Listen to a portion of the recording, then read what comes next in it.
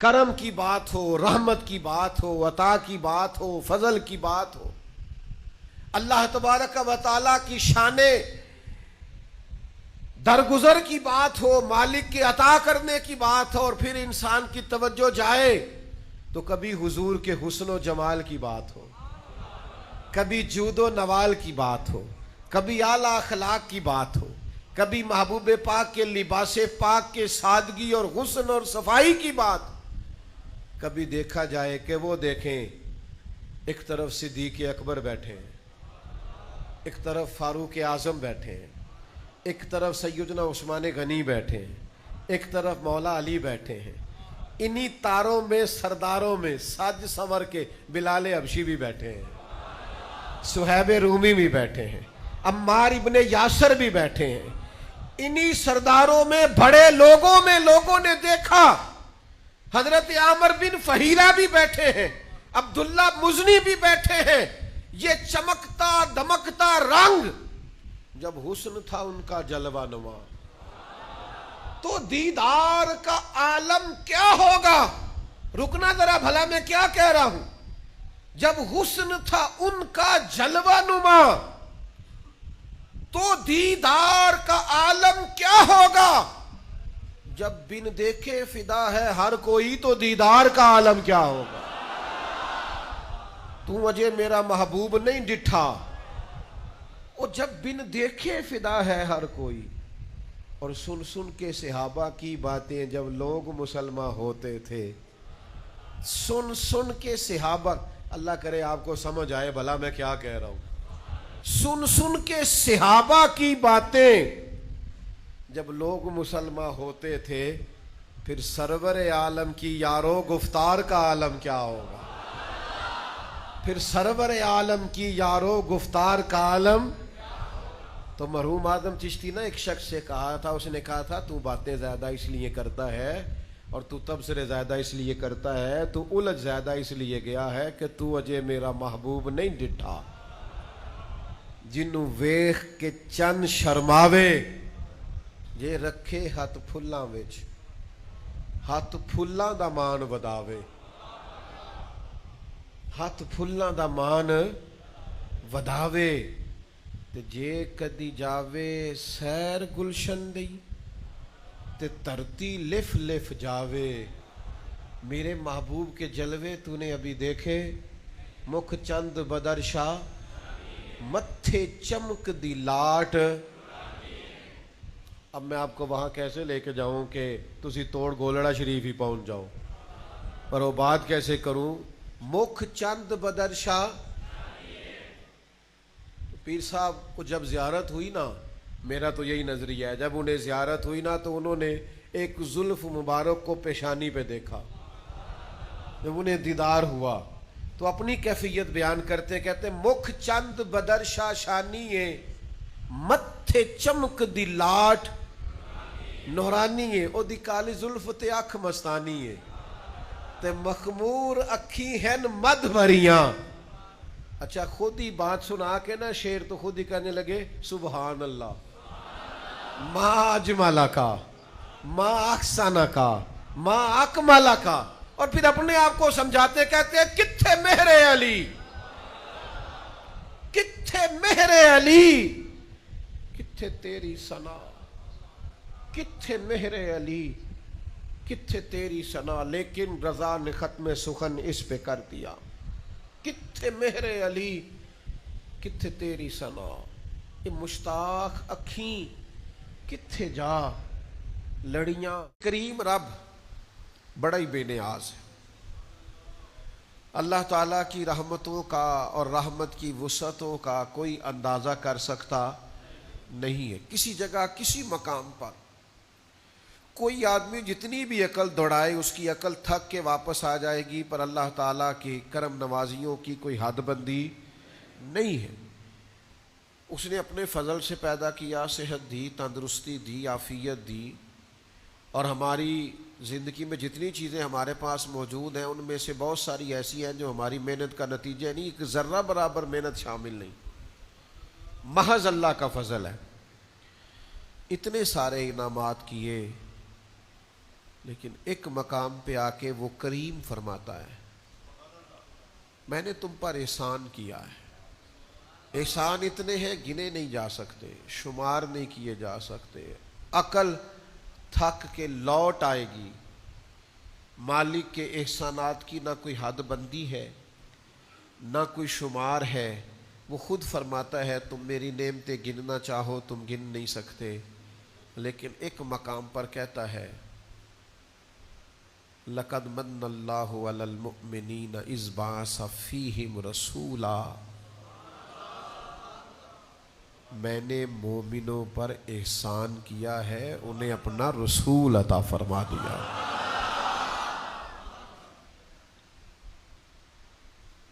نہیں سمجھا سکتا میں آپ کو، یہ میرے بس کی بات ہی نہیں، میں نہیں کھول سکتا اس جملے کو۔ جو تھوڑا بہت شعور ہے، جو تھوڑا بہت سمجھ بوجھ ہے، وہ تھکتی ہے، اپنی کم علمی کم فہمی بار بار آڑے آتی ہے کہ کیسے کھولے اس جملے کو۔ لَقَدْ مَنَّ اللَّهُ عَلَى الْمُؤْمِنِينَ، نبی پاک تو کائنات کے رسول ہیں، حضور تو عالمین کے لیے رحمت ہے۔ وَمَا أَرْسَلْنَاكَ إِلَّا رَحْمَةً لِلْعَالَمِينَ، اور صحیح بخاری کے لفظ ہیں اُرْسِلْتُ إِلَى الْخَلْقِ، میں مخلوق کا رسول ہوں، مخلوق کا، محض انسانوں کا نہیں، پوری مخلوق کا۔ قرآن مجید نے کہا کہ حضور رحمت للعالمین ہے، عالمین کے رسول ہیں، یعنی جس کا رب رب ہے نا، ان سب کے حضور رسول بن کے آئے ہیں، جنوں کے بھی، انسانوں کے بھی، حیوانوں کے بھی، جانوروں کے بھی۔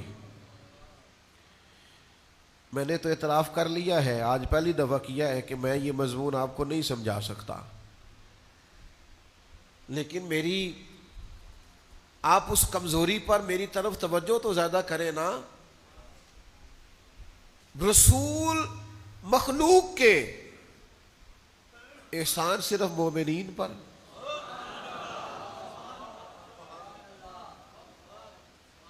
یا اللہ جنوں پر احسان نہیں،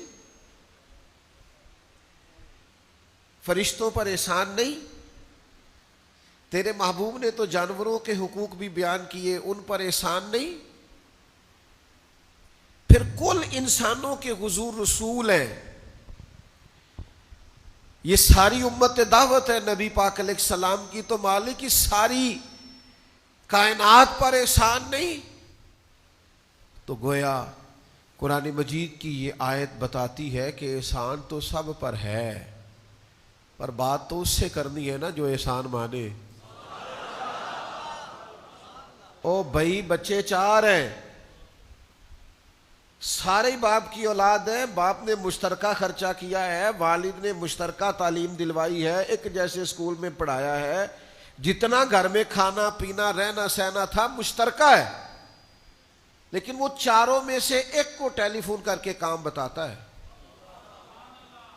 ایک کو اپنے مسئلے ڈسکس کرتا ہے ایک کے ساتھ۔ اسے پوچھے بھائی تیرے بیٹے چار نہیں ہو، کہندا ہے منڈے تے پتر تے چاروں ہی نے، پر کرنی تھی وہ دے نہ جڑی منے۔ بات تو اس سے کرنی ہے جو فرما بردار ہو، بوجھ تو اس پہ ڈالنا ہے جو بوجھ اٹھائے، کام اس کو کرنا جو بھاگ کے کار آئے، تو جو کہے ابا جی طبیعت ذرا ٹھیک نہیں، میں تھوڑا مصروف ہوں، ذرا فلانی جگہ جانا تھا، تو دوسری دفعہ کام کیسے بتائیں گے؟ بلا مثال و بلا تشبیہ کا رسول تو کائنات کے ہیں۔ احسان مومنوں پہ اس لیے کیا ہے کہ ان کے آنے پر جو رنگ ابو بکر صدیق کا ہے نا، ان کے نام پر جان قربان کرنے کی جو تڑپ عمر فاروق میں ہے نا، دیکھو تو صحیح عثمان کس طرح آ کے خدمتیں کرتے ہیں، کس طرح خود کھانے پکا پکا کے لاتے ہیں تو کائنات کے رسول، لیکن آنکھ کھول کے دیکھو نا، شیر خدا کے ہاتھوں پہ چھالے، وجود نور پر خوشبودار پسینہ اور ایک باغ میں مزدوری کر کے چند کھجوریں لائے. علی کیا ہوا؟ فرمایا میرے نبی نے کھانا نہیں کھایا کئی دنوں سے. او بھائی احسان تو اسے بتانا ہے نا جس نے ماننا ہے. آؤ نہ تمہیں میں لے چلوں حبشہ کی سرزمین پر. اسلام کے پہلے خطیب حضرت جعفر طیار نجاشی بادشاہ کے دربار میں کھڑے ہیں اور نجاشی سوال کر رہا ہے کہ یہ لوگ آئے ہیں مکہ مکرمہ کے اور یہ تمہارے بارے میں کہتے ہیں کہ تم یہاں ہجرت کر کے آئے ہو، لیکن تم نے تو وہاں بڑا فساد معاذ اللہ برپا کر دیا ہے، ماجرا کیا ہے؟ تو حضرت جعفر طیار مولا علی کے بھائی بولے میں نہیں وہ درد لا سکتا، نہیں حیثیت کہ میں ترجمانی کروں. مسند امام احمد بن حنبل کھول کے دیکھنا. حضرت سیدنا جعفر طیار کہنے لگے بادشاہ ہم تو بت پرستی کرتے تھے، بھائیوں کا حق کھا جاتے تھے، پڑوسیوں کو ستاتے تھے، غریبوں پر ظلم ہوتا تھا، بیٹیاں زندہ دفن ہوتی تھی. پھر تجھے بتاؤں کیا ہوا؟ حضرت جعفر طیار کہنے لگے پھر اللہ نے نا ہمیں میں سے ہمیں ایک رسول عطا فرمایا. وہ دو عالم کی رحمت تھے، وہ جہاں چاہتے وہیں رہتے. یہ ان کی مہربانی ہے کہ یہ عالم پسند آیا. فرمایا پھر اللہ لقد من اللہ علی المؤمنین اذ بعث فیہم رسولا، پھر اللہ نے ہمارے درمیان ایک رسول کو مبعوث فرمایا.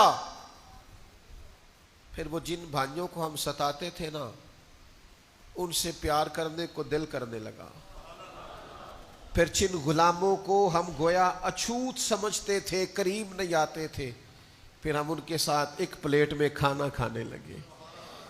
فرمایا پھر وہ پڑوسی جو ایک دوسرے کو ستاتے تھے وہ ہم سائے بن گئے. ہم سائے، ایک سائے میں رہنے والے، جن کا سایہ ایک ہے. کہا بادشاہ پتہ تجھے بتاؤں ہوا کیا؟ بیٹیوں کو زندہ دفن کرتے تھے، اب ہم بیٹیوں کو دیکھ دیکھ کے جیتے ہیں. اب ہماری محبتوں، شفقتوں، توجہات کا مرکز بیٹیاں بن گئی ہیں، ہمارے انداز بدل گئے ہیں. بس کریم نے کرم کر دیا ہے، مالک نے رحمت کر دی، اس کے فضل کی برکھا برسی ہے. خود نہ تھے جو راہ پر وہ اوروں کے ہادی ہو گئے، خود نہ تھے جو راہ پر وہ اوروں کے ہادی ہو گئے. وہ کیا نظر تھی جس نے مردوں کو مسیحا کر دیا؟ وہ بجلی کا کڑکا تھا یہاں صوت ہادی، عرب کی زمین جس نے ساری ہلا دی. اتر کر ہرا سے سوئے قوم آیا اور ایک نسخہ کیمیا ساتھ لایا. مس خام کو جس نے کندن بنایا، کھرا اور کھوٹا الگ کر دکھایا. نہ جانے وہ کیا کشش تھی، وہ کیا رنگ تھا، وہ کیا ادا تھی، وہ کیا انوکھا پن تھا، کیا جاذبیت تھی، کیا کیفیات تھی، کیا درد تھا، کیا سوز تھا. انقلاب بھی انقلاب ہے بادشاہ.